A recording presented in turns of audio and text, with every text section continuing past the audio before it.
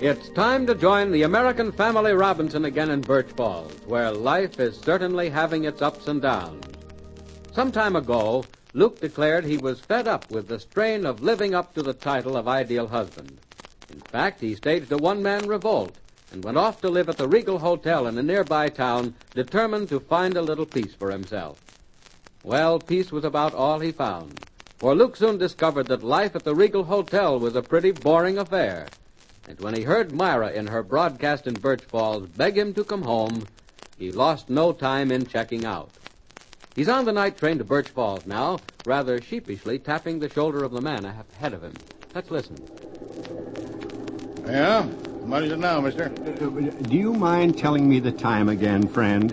How's that? Well, I hate to bother you, but I was wondering what time it is now. For the love of Mike, mister, why don't you buy a watch? This is the 5th time you've asked me. I've got a watch, but, I forgot to bring it with me. All right. Let's see. Just 24 minutes after 8. Oh, thanks. Darn it, I was hoping it was later than that. That means another hour before we get to Birch Falls. Don't blame me. I'm not responsible for the time. Anyway, why the digging should anybody be in a sweat to get to Birch Falls? I was there once. Couldn't get out fast enough.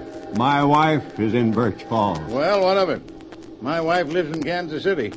That don't make me want to go there. Well, you don't understand, friend. It's different with us. That's fine. Yes, you see, I'm surprising her tonight. She doesn't know what time I'm getting home. Don't believe in surprises myself. Holy smoke, that reminds me. I forgot to let my brother know that I was going to be in St. Louis tonight. Well, that's all right. Send him a wire. What? From a moving train? Well, why not? All tickets on at Kokomo. All tickets on at Kokomo. Ask the conductor. Huh? What's that? Ask the conductor about sending a wire. All tickets on at Kokomo. Change to Cincinnati for Louisville. Conductor. Yes, sir?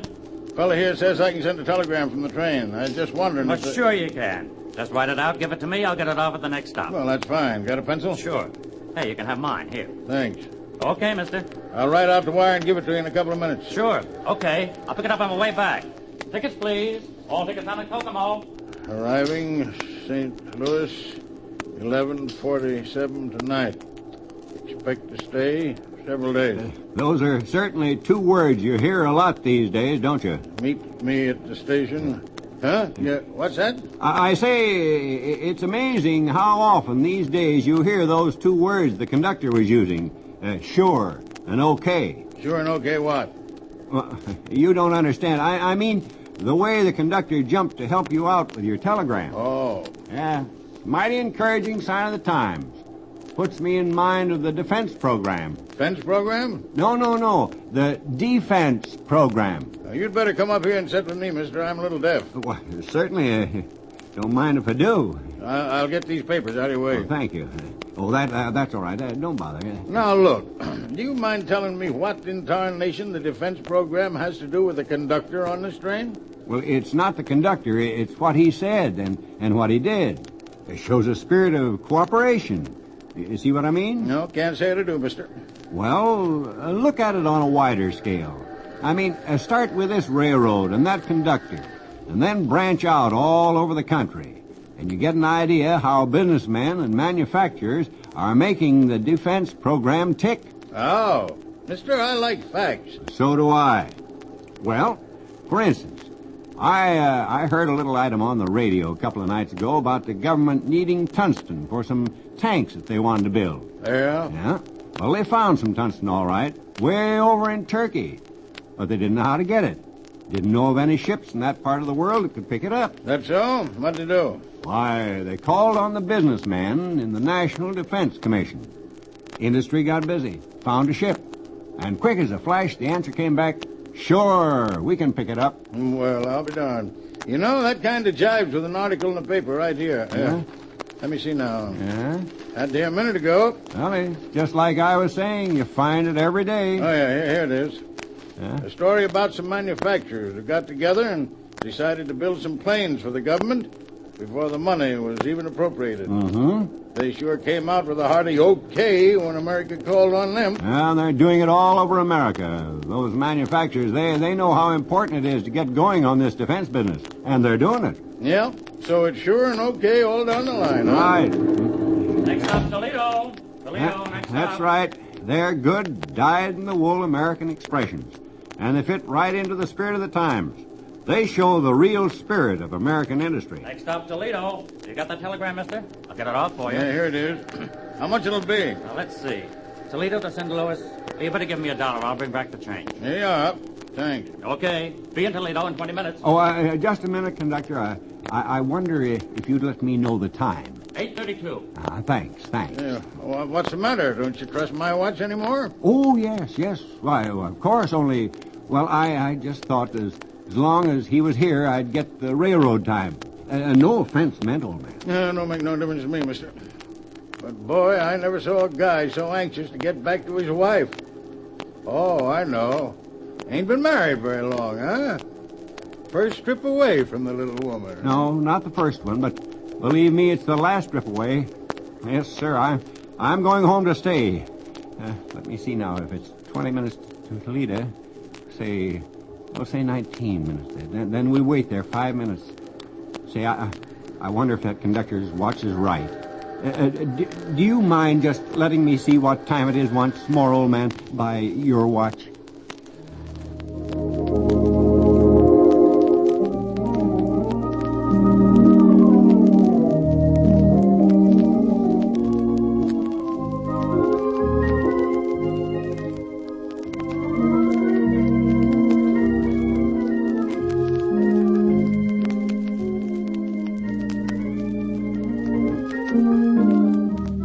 And about an hour and a half later, we find Myra, Windy, and Aunt Agatha in the parlor, where they're enjoying a friendly game of rummy.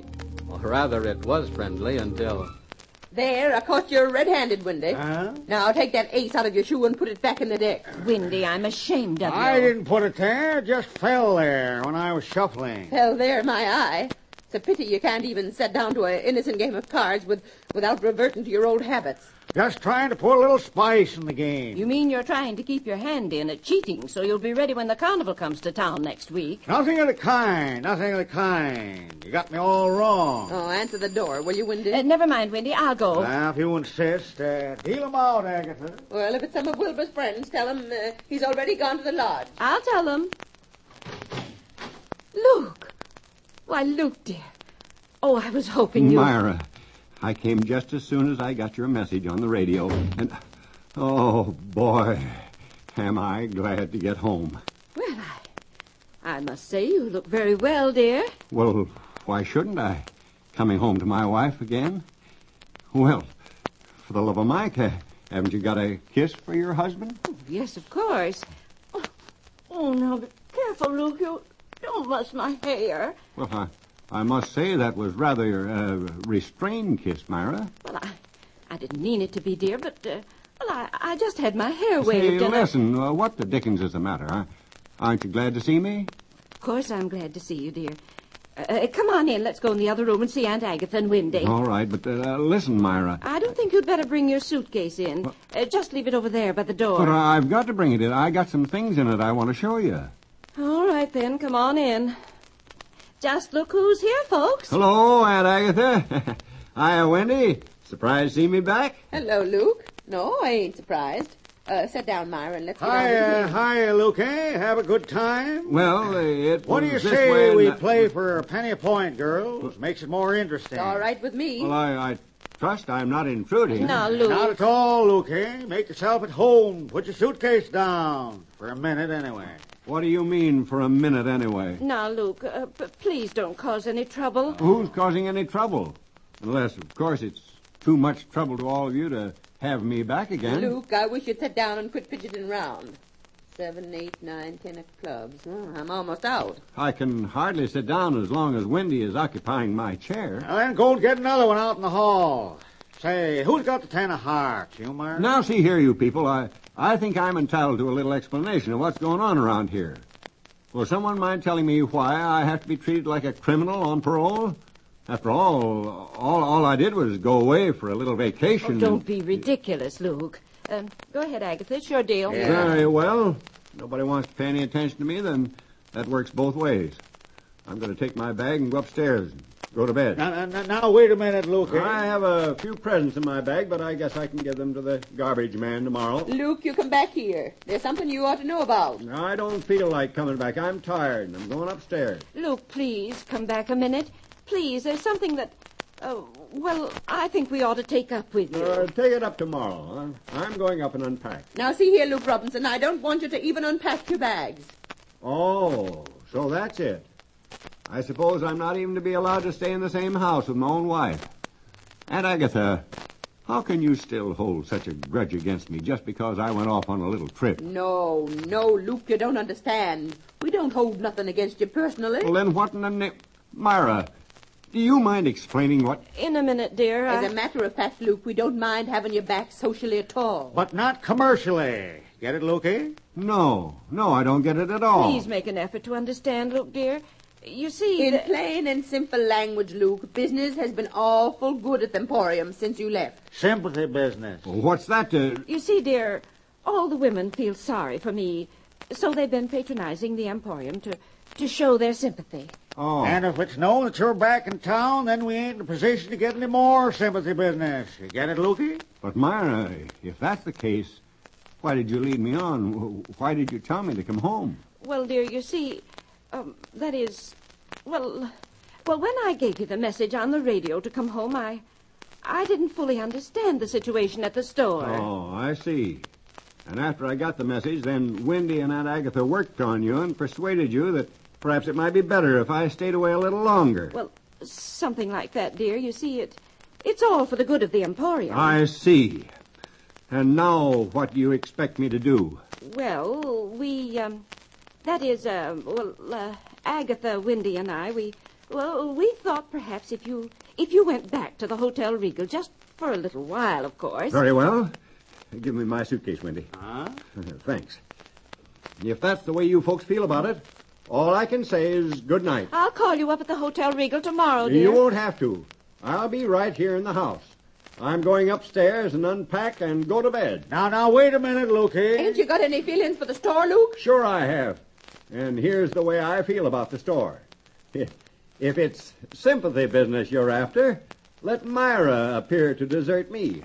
Let her stay at the Hotel Regal for a while. But what good would that do? It might attract sympathy business from the men folks in town after they read the headlines in the paper, "Wife deserts loyal husband." Oh, dear. Why, the sympathy husband would flock to the Emporium by the hundreds.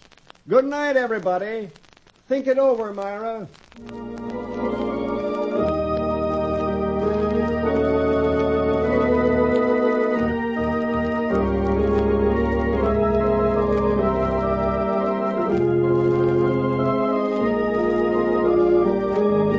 What will Myra do about this proposition? Do you think Luke is really serious? Be sure to listen to our next program and see what happened. And until then, goodbye. The American Family Robinson, which is broadcast regularly over this station, is written by Marjorie Bartlett and Douglas Silver and presented by the National Industrial Council.